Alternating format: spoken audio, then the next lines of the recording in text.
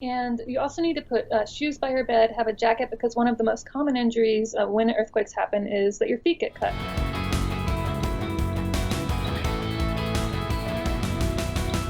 Hi, I'm Scott Leadingham. Thanks for joining us here in the unique Northwest. Are you 2 weeks ready for a major earthquake or a natural disaster? Well, Courtney Flatt has been looking at that and what you should do to prepare ahead of the October 17th Great Shakeout Exercise. Courtney, tell us more.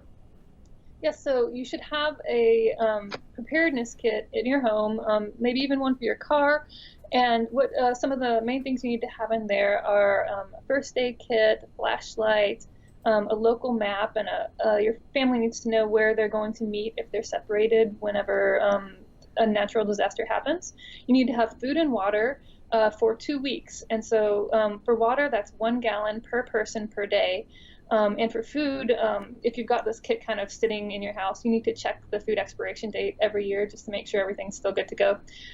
Make sure you have medicine and definitely like a comfort item. So maybe a deck of playing cards, a teddy bear for your child, and anything for your pet that your pet might need.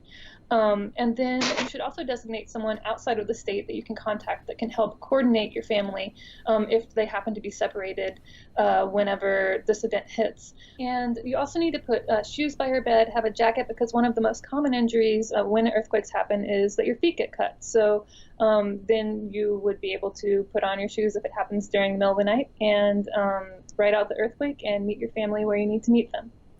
Well, thanks for those tips, Courtney. Always helpful to know. You can find out more information about the Great Shakeout Exercise and earthquake preparedness at our website, nwpb.org. Thank you for joining us here in the unique Northwest.